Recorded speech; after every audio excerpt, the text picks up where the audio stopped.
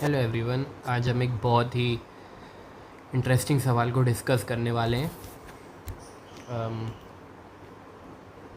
सवाल कहता है कि the curve y is equal to mod x minus one signum of x minus one, यहाँ पे ये ब्रैकेट आएगा, divides area bounded by the curve 9x square upon 64 plus 4y square upon 25 is equal to 1/पाई into two parts having area delta one and delta two, where is delta two is greater than delta one, which are correct. मतलब ratio पूछा है basically, या exact पूछा है, अपन निकालते हुए figure out कर लेंगे। तो चलिए हम सबसे पहले तो मैंने यहाँ पे क्वेश्चन को कॉपी पेस्ट कर लिया है, तो चलते हैं आगे। तो ये फंक्शन को स्टडी करना पड़ेगा पहले।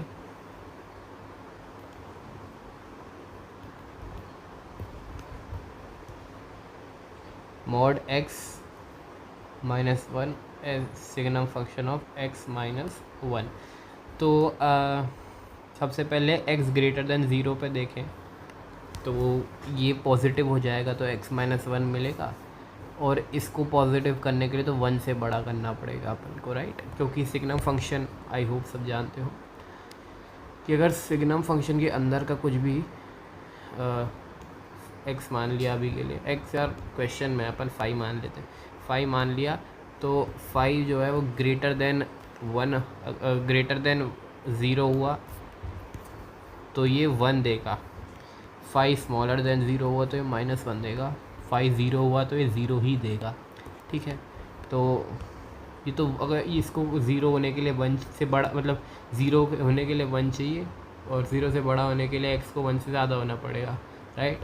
तो अपन थोड़ी सी ना डिविजन्स बनाते हैं। पहली डिवीज़न बनाई मैंने ज़ीरो से माइनस इन्फिनिटी से ज़ीरो की, राइट। दूसरी बना रहा हूँ मैं ज़ीरो से वन की, तीसरी बना रहा हूँ मैं वन से इन्फिनिटी की। इन 3 जगह पे अपन इस फंक्शन को स्टडी करेंगे, ठीक है। तो सबसे पहले ये वाला पकड़ते हैं, ज़ीरो से छोटा हुआ ये भी नेगेटिव है, और ज़ीरो से छोटा हुआ तो ये भी नेगेटिव ही है, राइट। तो ये भी नेगेटिव है, तो दोनों नेगेटिव से खुल जाएंगे। सो इफ़ यहाँ पे डिवीज़न बना लिया, माइनस इन्फिनिटी से ज़ीरो है, तो अपनी इक्वेशन आई माइनस एक्स माइनस वन, या मैं इसको सीधा सीधा एक्स प्लस वन भी लिख सकता हूँ। और अब अपन सेकंड वाली को स्टडी करते हैं, ज़ीरो से वन।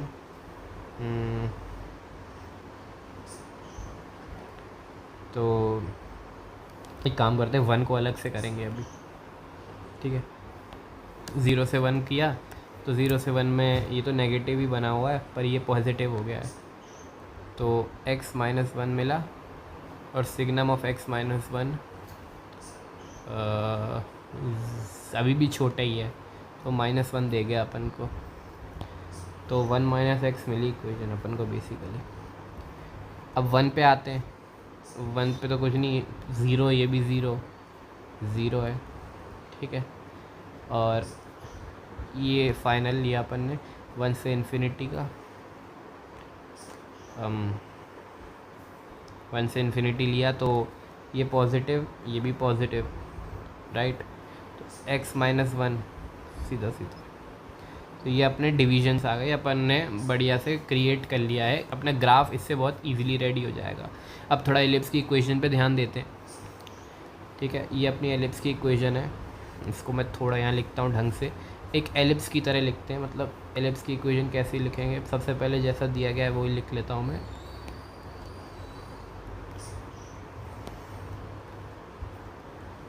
ठीक है, अब एक्स स्क्वायर 64 अपॉन 9 कर दिया, वाई स्क्वायर 25 अपॉन 4 कर दिया, 1/पाई कर दिया है, ठीक है। अब ये पाई को भी ऊपर ले गए, ऊपर नहीं ले गए या नीचे ले गए, समझ रहे हो, मतलब थोड़ा कॉम्प्लिकेट कर दिया मैंने, ठीक है।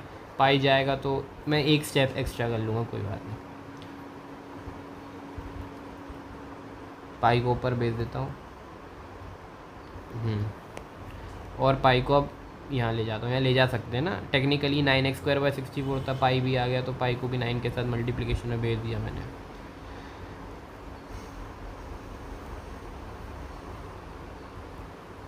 ये अपनी एलिप्स की प्रॉपरली इक्वेशन बन गई है। अब अपन ग्राफ बनाने के लिए बिल्कुल तैयार है, ठीक है। या फिर एक स्टेप और कर सकता हूँ यहाँ पे मैं कि इनका रूट ले लूँ, 8/3 का स्क्वायर प्लस y²/5/2 पाई का स्क्वायर, राइट। अब मेरी प्रॉपर इक्वेशन है। अब मैं ग्राफ बनाने के लिए बिल्कुल रेडी हूँ, ठीक है।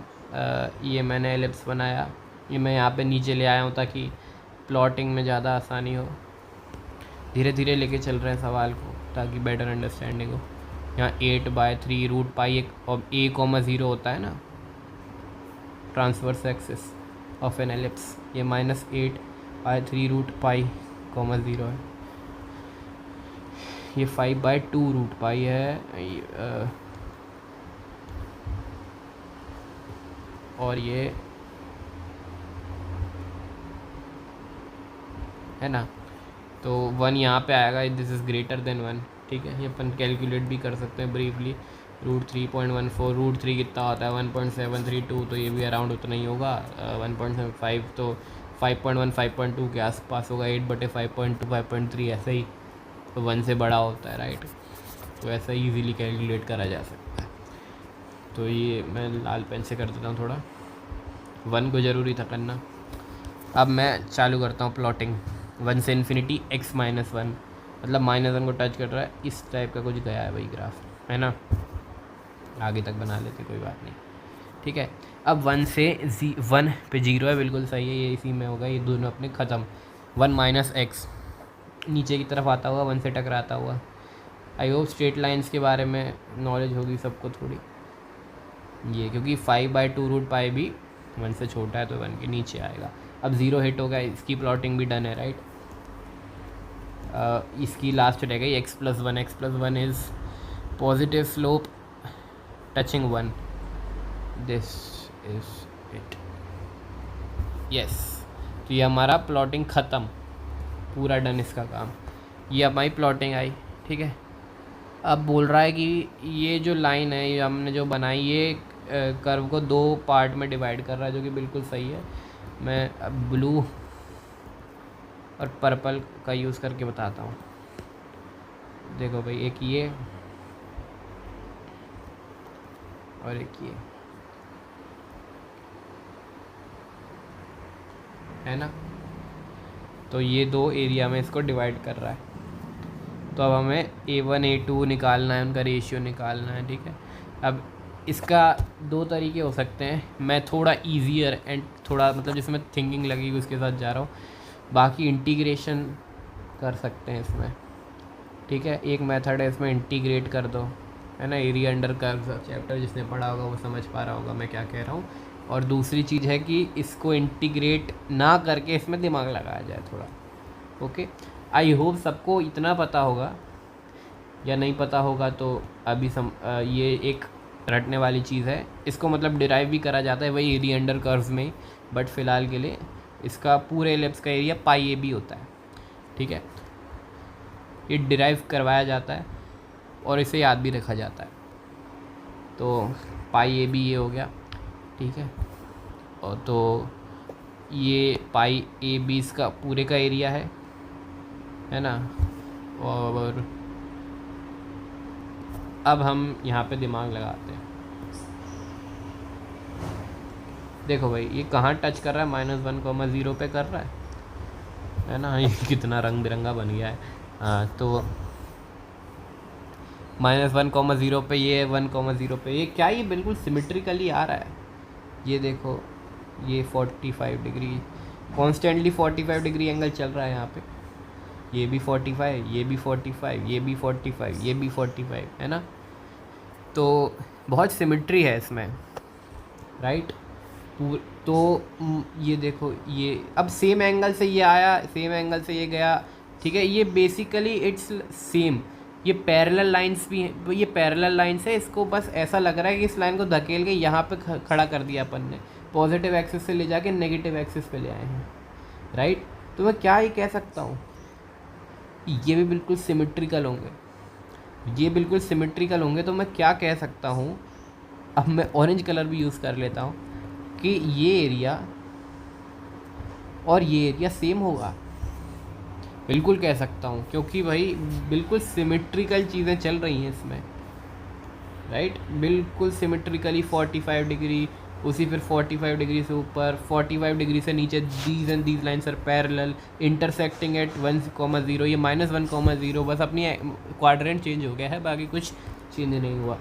सो द एरिया इज़, मतलब एरिया इस का और इसका इक्वल हो जाएगा, ठीक है। मैं वापस से अपने हाइलाइट्स को लौटाता हूँ।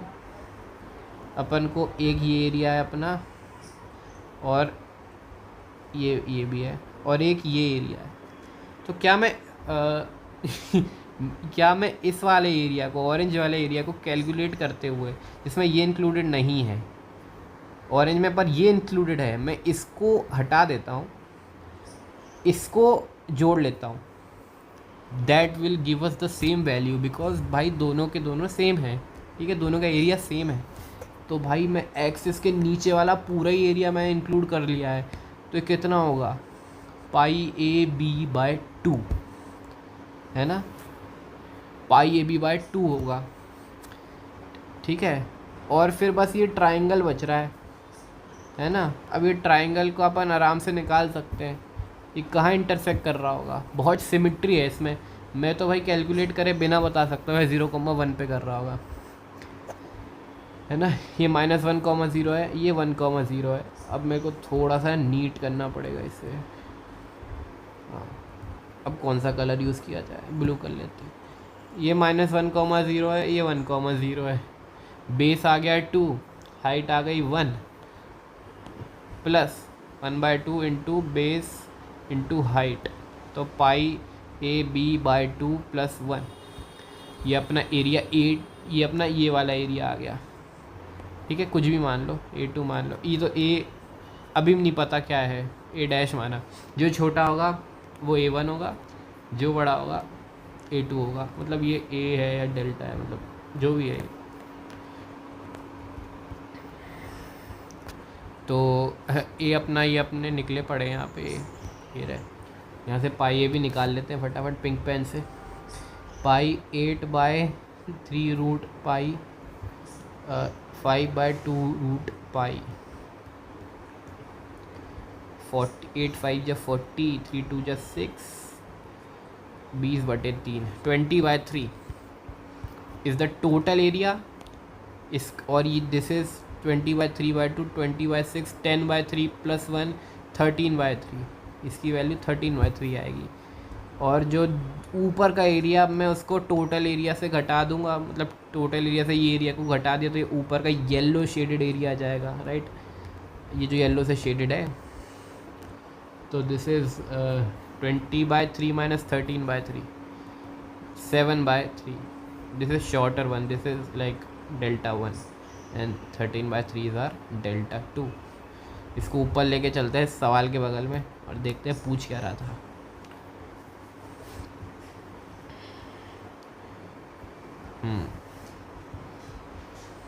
एक सेकंड, छोटा कर दो थोड़ा, या साइड में कॉपी कर लेता हूँ, बढ़िया हो गया। हाँ, Δ1/Δ2 का आप रेशियो भी निकाल लेते हैं फटाफट से।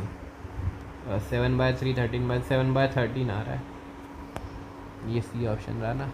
Δ2 13/7 नहीं है, Δ1 7/3 भी नहीं है, और इनका रेशियो 3/7 भी नहीं है। ये बिल्कुल करेक्ट आंसर है।